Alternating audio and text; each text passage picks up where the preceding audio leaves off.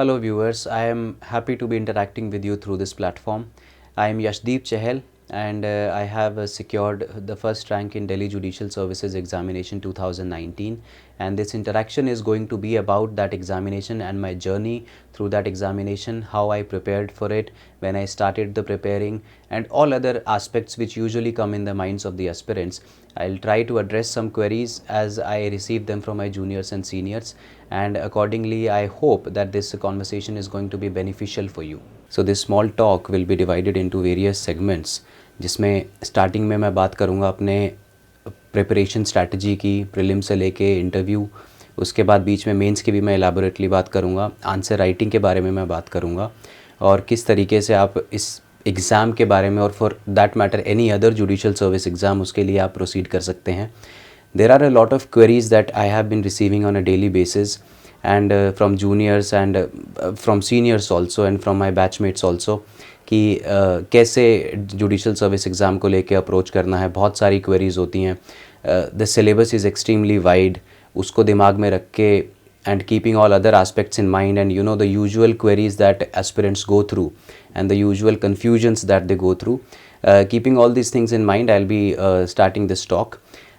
So I started preparing for judicial service exam in 2018 full-fledged, and from that day onwards I followed a schedule and I followed a discipline which was I won't say that it was very rigid, but I made sure that my discipline is of a nature that I am studying every day. So it's very important कि law के अंदर particularly ये जो subject है इसके अंदर आपका touch नहीं जाना चाहिए सब्जेक्ट से. वो एक बहुत ज़रूरी चीज़ है जो यूजुअली हम लोग मिस आउट कर जाते हैं, बिकॉज लॉ एज दे से it's a jealous mistress and it requires a constant courtship. जिसका मतलब सिर्फ इतना सा है कि लॉ को अगर आप बीच में छोड़ देंगे तो it will not be loyal to you. And उसको इन चीज़ों को ध्यान में रख के आपकी स्ट्रैटेजी इस तरीके से होनी चाहिए कि आप कोई भी दिन ऐसा नहीं जा रहा है जिस दिन आप लॉ से टच को छोड़ दे रहे हैं. बिकॉज यूजुअली होता है व्हेन फॉर एग्जांपल जो लॉ वाले इसको सुन रहे होंगे वो ये समझेंगे कि जब आप बेयर एक्ट को पढ़ लेते हैं, for example a wide subject CrPC या फिर सिविल प्रोसीजर जब आपने पढ़ लिया, उसके बाद होता क्या है कि अगर आप उसको दोबारा नहीं देख रहे हैं, if you are not revising it after regular intervals, तो आप एक ऐसी स्टेज पे आ जाते हैं कि आपको लगता है कि मैंने पढ़ा ही नहीं था. You tend to become unfamiliar with the language of the bare act. और जुडिशल सर्विस के बारे में एक बात मैं आई थिंक कॉन्फिडेंस से कह सकता हूँ कि it's all about maintaining familiarity with the language of the law. उसके बिना आपको आंसर राइटिंग में भी प्रॉब्लम आएगी और इंटरव्यू में भी आएगी और प्रीलिम्स में भी आएगी for that matter. So I started preparing in 2018. उसके बाद I joined Rahul's IAS institute, and उसके बाद से एक शेड्यूल में फॉलो कर रहा था. My college was going on at that time. I was in the 4th semester of my college. After that I had one more year to go. I had done 3-year law, and उसके बाद I was going on with the preparation. बीच बीच में college भी रहता था और उसके बाद में प्रिपरेशन भी रहती थी. So it used to be very hectic, but as I said थोड़ा सा डिसिप्लिन अगर आप मेंटेन करके चलते हैं तो आप कर सकते हैं. बिकॉज बहुत सारे लोगों की बहुत सारी ऑक्यूपेशंस होती हैं. I can understand in the profession of law, particularly those who have already passed out of college, they would be doing some work also and they would be engaged at some place or the other. So confusion एक जो सबसे पहले ये आती है कि क्या आप काम के साथ साथ क्या जुडिशल सर्विस का एग्ज़ाम आप क्लियर कर सकते हैं. Now theoretically speaking I know that I have done it, so I can say कि आप कर सकते हैं, but trust me it's a very individual decision. It all depends कि आपका काम क्या है, इट ऑल डिपेंड्स कि आपका प्रिपरेशन का लेवल कितना है, इट ऑल डिपेंड्स कि आपकी कॉन्सेप्चुअल क्लैरिटी कितनी है और कितना टाइम आप हर दिन निकाल पा रहे हैं. So there are a lot of factors which come into account, और उसके बाद ही आप एक इन्फॉर्म्ड डिसीजन ले सकते हैं. सो एक कोई स्टैंडर्ड आंसर इसका हो नहीं सकता. So after joining the institute I used to follow a standard pattern of study. I used to diligently study on the bare acts, and I used to study my class notes as well as recent case laws as well as the landmark case laws. So कुछ चीज़ें हैं जो आपका primary source of preparation होता है. आपको ये बात बहुत ध्यान में रखनी पड़ेगी कि आप जो पढ़ रहे हैं आप you can't jump to text books ये सोच के कि ये भी पढ़ लेता हूँ ये भी पढ़ लेता हूँ. The syllabus is vast as well as the resources are very vast, because legal education is one area where diversity of thought बहुत ज़्यादा होता है, and it's very natural and I would say it's good also. लेकिन आपको as an aspirant आपको ये बात ध्यान में रखनी होगी कि आपका प्राइमरी स्टडी मटेरियल क्या है। उसके लिए थोड़ा सा आप सीनियर से कंसल्ट कर सकते हैं, probably this interview might help you for that. उसमें होता ये है कि आपको बेयर एक्ट्स को आप छोड़ नहीं सकते, सेकेंडली केस लॉज को भी आप छोड़ नहीं सकते। ये दो चीज़ों को मैं कॉन्फिडेंटली कह सकता हूँ कि ये आपके प्राइमरी सोर्स ऑफ प्रिपरेशन का पार्ट होने ही चाहिए। उसके अलावा over and above that it depends, अगर आप कहीं पे कोचिंग ले रहे हैं तो हो सकता है आपके कोचिंग के नोट्स सफिशिएंट रहें उसमें। If you are not attending any coaching classes then probably you will have to rely upon a standard textbook. So there can be diversity in that, but one thing is for sure that once you decide what is the primary source of your material, उसके बाद आप उस पर stick करें।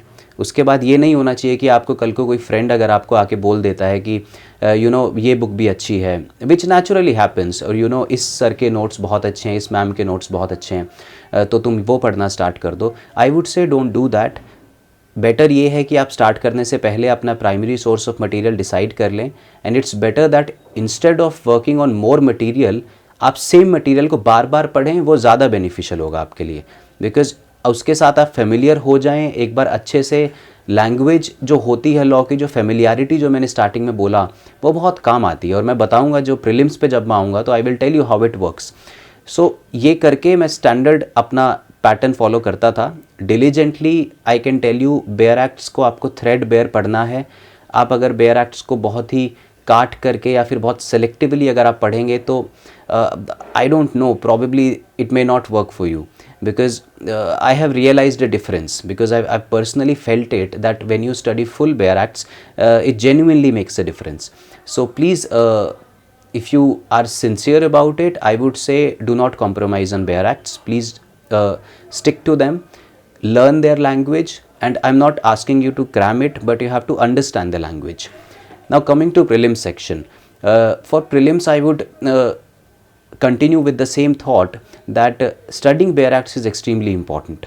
अब bear acts prelims में किस तरीके से हेल्प करते हैं, कई बार क्या होता है कि फॉर एग्जांपल कोई वास्ट अगर आप किसी सब्जेक्ट के बारे में बात कर रहे हैं, सीपीसी यूजुअली एस्पिरेंट्स को डिफ़िकल्ट लगता है, तो उसमें होता ये है कि अगर आप बेयर एक्ट्स को बहुत अच्छे से पढ़ा है आपने, 4 बार 5 बार आपने पढ़ा है, तो जो उसकी लैंग्वेज है उसको लेके आप फेमिलियर हो जाएंगे। सो फॉर इंस्टेंस अगर आपसे कोई एक पर्टिकुलर प्रोविज़न के बारे में बात करता है, आपसे अगर कोई कंस्ट्रक्टिव रेस जुडिकाटा पूछता है प्रीलिम सेक्शन में, तो आपको नेचुरली वो याद आ जाएगा कि एक्सप्लेनेशन सो एंड सो में रेस जुडिकाटा था, कंस्ट्रक्टिव रेस जुडिकाटा है, सेक्शन 11 में रेस जुडिकाटा है, और उसके अकॉर्डिंगली आप अपने आप से आपके दिमाग में आ जाएगा कि इससे पहले की एक्सप्लेनेशन ये थी और इसके बाद की ये थी।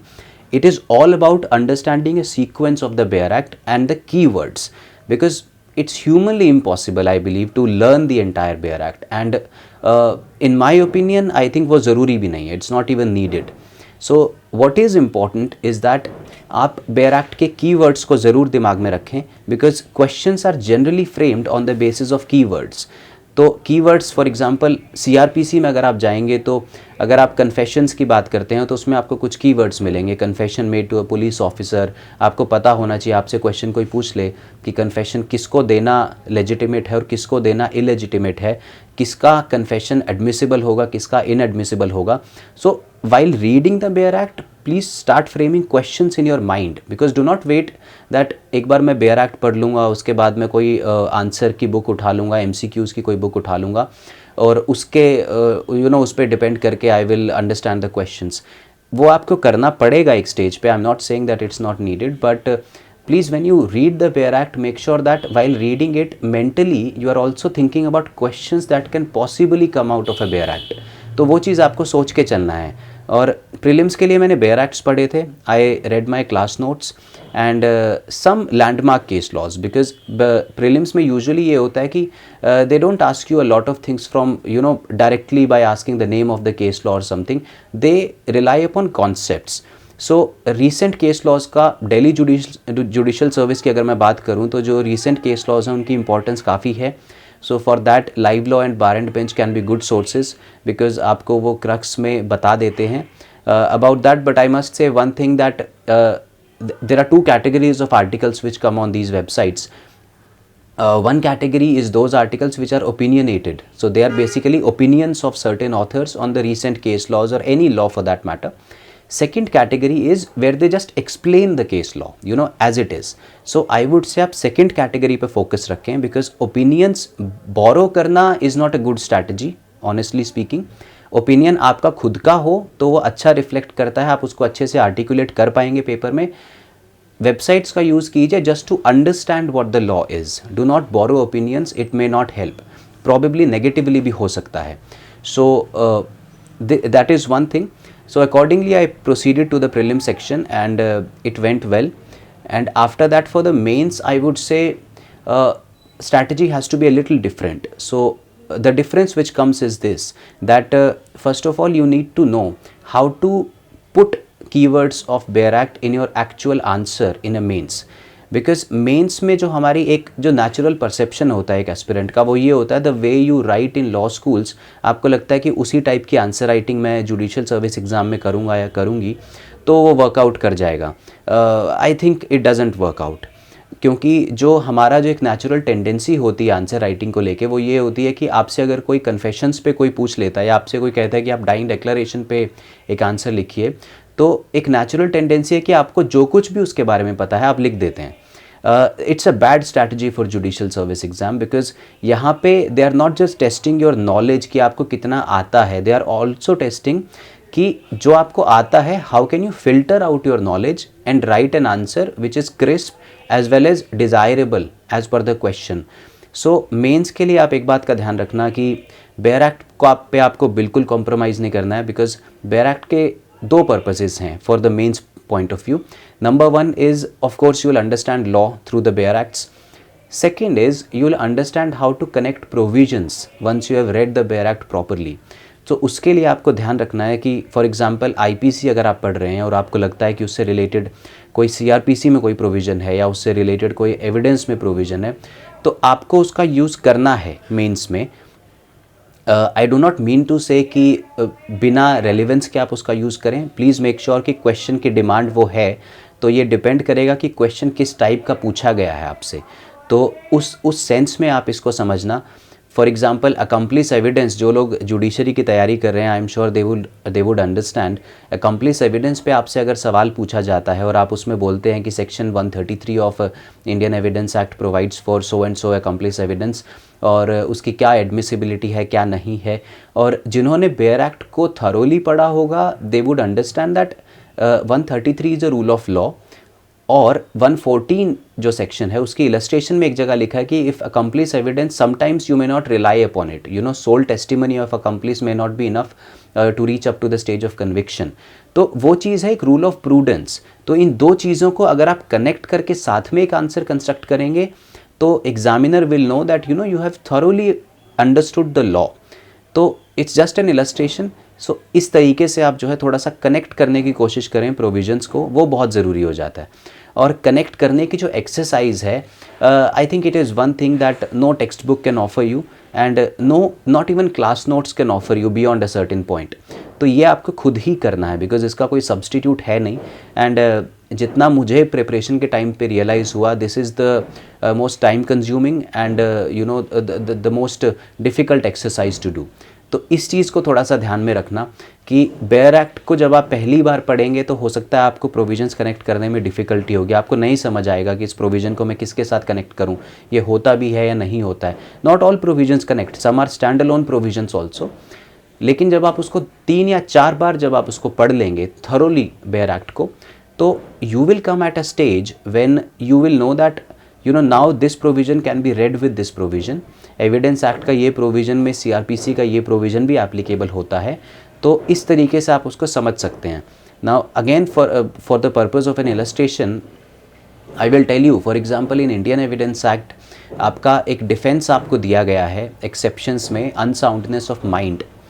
नाउ सब जानते हैं when a question comes on unsoundness of mind तो आप उसको यूज़ करके आप एक आंसर लिख देंगे.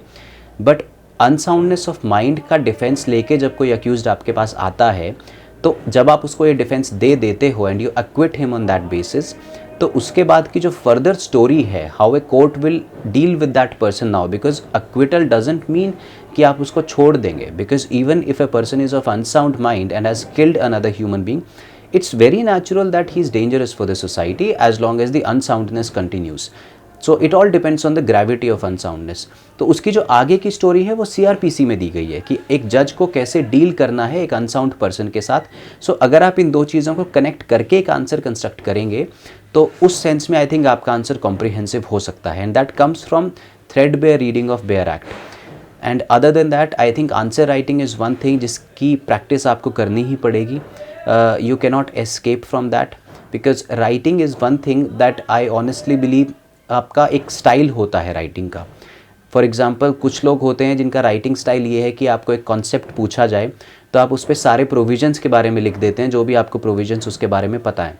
Second writing style is when you are asked a question, तो आप क्या करते हैं कि आप एक लॉ, जैसे लॉ कॉलेज में हम एड्रेस करते हैं, आप उस पर जितना भी आपको आता है जूरिस्प्रूडेंस से लेके उस पर्टिकुलर कॉन्सेप्ट के प्रोविजन से लेके उस पर आपको अगर 4 केस लॉज पता हैं तो आप चारों केस लॉज लिख देंगे, because this is a tendency in university exams. And but judiciary में I think both the approaches are wrong in a way. there is a third approach which is an analytical approach, now which I call an analytical approach, जिसमें आपको सबसे पहले आपको ये देखना होता है कि क्वेश्चन में पूछा क्या गया है. Now the moment you read a word confession or you read a word dying declaration in a question, it doesn't mean that you have to write everything about that concept. Please remember question में पूछा क्या गया है, that is the foremost inquiry for you. Second is आपको ये देखना है कि इस क्वेश्चन का लेंथ कितना है. अगर ये 5 नंबर का क्वेश्चन है या फिर ये 15 नंबर का क्वेश्चन है या 20 नंबर का क्वेश्चन है, तो आपको अकॉर्डिंगली डिसाइड पहले से करके जाना है एग्ज़ाम में कि कितने वर्ड्स में लिखने वाला हूँ. And before you start writing, take 10 seconds. It is a very humble advice from my side. Please do not just start writing the moment you read a question. Take 10 seconds. Make a mental structure in your mind कि इस तरीके से मैं पहले ये लिखूँगा, उसके बाद मैं ये लिखूँगा, तीसरे पे मैं ये लिखूँगा, and that will be my answer. एक बार अगर आप इस तरीके से आंसर राइटिंग को अप्रोच करोगे तो I can tell you that your answers will be more structured and more uniform. और ये मैटर करता है एग्ज़ाम में, बिकॉज एग्जामिनर ये नहीं चाहता कि आपने क्वेश्चन को पढ़ा और आपने इमीडिएटली उसको लिखना स्टार्ट कर दिया एक हैपहज़ार्ड वे में कि आप समझ नहीं पा रहे हैं कि उसमें पहले क्या आना चाहिए और बाद में क्या आना चाहिए. सो इसलिए 10 सेकेंड ले लें so that you can structure the question, structure your answer, and that will help in the process. और क्वेश्चंस का जो यूजुअली एक पैटर्न जो मुझे लगता है कि एक अप्रोप्रिएट पैटर्न है वो ये है कि आप स्टार्ट करें by writing the purpose of the the objective of the law. Law बनाया गया है, if there is a concept called as confession in the law, then why is it there. क्या उसका कारण है कि लॉ में कन्फेशन लिखा गया, और इस पर बहुत ज़्यादा टाइम नहीं ख़राब करना है, एक लाइन आप लिख दें. उसका पर्पज़ ये है कि probably it will help you differentiate your answer from others. तो वो भी एक ऑब्जेक्टिव आपका होना चाहिए. उसके बाद नेचुरल है कि आप प्रोविज़न पे भी आएंगे, और उसके बाद अगर क्वेश्चन के अंदर आपको कुछ डिसाइड करने के लिए कहा गया है तो हो सकता है आपको क्वेश्चन ऑफ लॉ या क्वेश्चन ऑफ फैक्ट जो भी होगा, एक क्वेश्चन फ्रेम करना पड़ेगा, इशू फ्रेम करना पड़ेगा, and then you will answer it in accordance with the law. So the idea is this. Please make a structure in your mind, and while preparing for mains examination answer writing की practice structured manner में करनी है, ताकि examiner को लगे कि ऐसा भी नहीं होना चाहिए कि आपका एक क्वेश्चन बहुत स्ट्रक्चर्ड आ रहा है, एक आंसर, और दूसरे आंसर में आपका कुछ आइडिया नहीं है कि आप कहाँ से स्टार्ट कर रहे हैं और कहाँ से नहीं कर रहे हैं. So make sure that all your answers follow a uniform pattern which is a general pattern. Marks के अकॉर्डिंग आप कर सकते हैं. फॉर एग्जाम्पल घर में सिंस यू आर प्रिपेयरिंग, तो घर में आप क्या कर सकते हैं कि you can make 3 answers, 3 ideal answers, 1 for a 5 marker, 1 for a 10 marker, and 1 for the 15 marker, और whatever the highest mark is. तो ऐसे करके आप 3 लेंथ के अलग अलग आंसर्स को आप सेलेक्ट कर सकते हैं, और एक बार उस तरीके से आप तैयारी करेंगे, you will be in better control of answer writing. So that was about mains examination. Mains में दिल्ली जुडिशियल सर्विस में 4 स्टेजेस हैं. There are basically 4 exams. The first is general knowledge as well as language, जिसमें Hindi, English और उनकी translations आती हैं. उसके बाद second is your criminal law, and then you have civil law 1 and civil law 2. तो 4 एग्ज़ाम्स हैं. लॉ के 3 एग्ज़ाम्स हैं, जिसमें से क्रिमिनल, सिविल 1 और सिविल 2 सिलेबस वाइज डिवाइडेड हैं. सबका वेटेज इक्वल है, और आपको भी सबकी तैयारी इक्वल वेटेज से करनी है. Usually civil 2 is considered to be more difficult because CPC features in that particular paper. But it's all up to you, because after preparation I have realized that CPC is one of the most interesting subjects that we have. And when I started preparing in 2018, this was not my perception about CPC. So it has changed, and hopefully yours will change too. After that, interview stage comes, and interview stage again is also extremely crucial, because in Delhi Judicial Service I can say interview carries 150 marks, and if it carries 150 marks, then you have to take it very seriously. So my interview lasted for 7-8 minutes, as I remember, and honorable judges asked me various questions on law. It was entirely about law. They asked me questions on accomplice evidence. They asked me questions on rule of prudence. They asked me under what illustration of section 114 of Indian Evidence Act is the rule of prudence given. They asked me about the prosecution evidence के बाद जो accused का personal examination होता है under section 313 of CRPC. They asked me whether an accused can himself come as a defense witness. They asked me what if an accused comes as a defense witness and gives a confession against co-accused, तो उस confession की validity against the co-accused क्या होगी, इस पर भी सवाल पूछा था. और उसके बाद they also asked me about restitution in CPC. They also asked me about 144 CRPC, and they also asked me about article 144 of the constitution. So broadly my interview was entirely about law, and it was a very fast paced interview. I would like to use the term a rapid fire round kind of an interview, where they were asking questions, and fortunately I was answering them, and इस तरीके से interview हुआ. और पूरे preparation के बाद I think one thing that I have learnt is that it is achievable as far as judicial services is concerned, because ऐसा कुछ नहीं है कि जो आपके कंट्रोल के बाहर है, but there are certain things that you will need to sacrifice also, and there are certain things that you will have to follow. First thing that you have to do is please make a discipline, as I started this particular interaction with. Make a discipline, have a discipline in which you are honest to yourself, because होता क्या है कि preparation जब आप कर रहे होते हैं, you get asked questions also. आपके रिलेटिव्स हैं, आपके पेरेंट्स हैं, फ्रेंड्स हैं, दे विल आस्क यू कि यार तैयारी कर रहे हो, कितना हो गया, पेपर कब है, मार्क्स कितने आए. You will also come across stages when the people you are preparing with, they will probably clear before you. It happens, it's a very natural exercise. सबका अपना एक timeline है life का. So they will clear before you, and you will come across those situations, और आपको लगेगा कि यार you know maybe I'm not good enough for it. तो वो चीज़ हो जाती है. Please do not fall for these things. There is a set pattern, there is a set syllabus. All it requires is for you to make a discipline, number one. Number two, decide what is your source of preparation, stick to that and believe in it, because हर किसी का process एक बहुत ही अलग है. For example there can be a student जो answer writing में बहुत अच्छा होगा, maybe you know he is good at writing in general. Then there can be a student जिसको राइटिंग में बहुत डिफिकल्टी है. There can be a student जो इंग्लिश लैंग्वेज से बहुत कंफर्टेबल होगा, and then there can be a student who is going to be comfortable with the Hindi language, or vice versa for that matter. तो इस चीज़ को ध्यान में आपको रखना है कि आपका प्रोसेस आपका ही है. You can not just say go ahead and से कि यार you know I am not good enough for it, because साथ वाले को कम टाइम लग रहा है, उसको एक CRPC करने में 5 दिन लगे, मुझे 10 दिन लग गए. I would say if it takes you even 1 month, because I remember when I studied the entire Bayer Act for the first time, it took me around 20-25 days. And even today, even if I revise my Bayer Act for instance of CPC or CRPC, honestly speaking, it will take me at least 4 days for doing that, because it requires that exercise. You are not just supposed to read law, you're supposed to understand it. You have to analyze it. For example, आप एक provision पढ़ते हो तो आपको ये साथ में सोच के चलना है कि इसमें से क्या क्या क्वेश्चंस बन सकते हैं. So it's very natural that this exercise will take time, and give it time. I mean there is no harm in doing that, because it's a one time exercise. आप बेयर एक्ट को एक बार 20 दिन दे देंगे, उसके बाद आपको realise होगा कि you know you are much ahead of where you were when you started reading the bare act. So इस तरीके से आपको प्रोसीड करना है. Believe in your process and be honest to yourself. I mean, you cannot think that you are prepared. It's not about thinking. You would know that whether you are prepared or not. And attempt some tests, attempts previous year questions. If you are at a coaching institute, I am sure they will be taking some tests. तो उनको थोड़ा सा diligently दीजिए, weekly tests हो रहे हैं या जैसे भी हो रहे हैं। अगर आप कोई कोचिंग नहीं कर रहे हैं तो कोई बुक आप ले सकते हैं। Set a target for yourself that today I am going to solve 100 questions of objective type, and please do that, because it's the entire process is all about being honest to yourself. And the moment you're honest to yourself, it is an achievable target, because I'm not from a legal background. I'm not even from a background where I was extremely comfortable with language and all other things, and so I've developed it.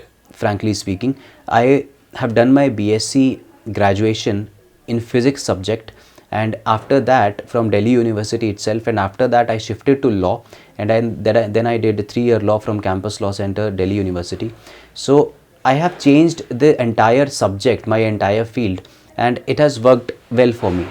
But I did it because I was aware of the requirements of the profession, and I was aware कि ये है जो करना पड़ेगा, and I did that accordingly. So be honest with yourself when you are preparing. You cannot whitewash yourself, you cannot whitewash any aspect of preparation, and once you are there, you will be able to do it. There is nothing so difficult that you cannot achieve in judicial services. Be honest, and remember that you have to stay updated. This is one challenge of judicial services जो बच्चों को normally face होता है. Case laws को जब आप पढ़ रहे हैं, लैंडमार्क को यूज़ कहाँ करना है, कहाँ नहीं करना है, that will depend upon the question. Don't just write case laws just because you know case laws on that particular topic. ऐसे मत करना, because वो negatively reflect करता है. केस लॉज का यूज़ कितना करना है, कितना नहीं करना है, वो क्वेश्चन पे डिपेंड करता है. And my last advice to you is, case laws जब आप पढ़ रहे हैं, it's very easy to find the ratio of a case law on internet. आप, और बुक्स में भी यही होता है कि आपको पता चलता है कि सो एंड सो केस में ये होल्ड किया गया था, आप उसको पढ़ लेते हैं. It is okay to follow this strategy in a lot of case laws, but there are some case laws which I believe कि आपको पूरे पढ़ने चाहिए, because एक बार आप किसी case law को threadbare पढ़ लेते हैं, so you understand that how a judge reaches up to a decision, and it is very important, because आप जब case law को पढ़ते हैं तो आपको realize होता है कि a judge came up with a problem, then he framed an issue, and then he solved that problem using certain judicial tools as well as certain reasoning. So वो जो प्रोसेस है उसको ट्रेस करने के लिए आप कुछ केस लॉज में सजेस्ट करूँगा कि आप पूरे पढ़ें, and that will help you in answer writing also, because that will help you in understanding and adopting the legal lingo जिसको आप कहते हैं. बहुत डिफिकल्ट लैंग्वेज की मैं बात नहीं कर रहा हूँ, but basic legal language you should be comfortable with, and you should use that in your answers. And I think with this I have to call it off this particular conversation. I thank Delhi Knowledge Track for having me on this interaction, and as I have been informed, this platform is working for spreading information to aspirants across various services, people who are preparing for various examinations, and I wish them all the best in this noble endeavor. Thank you.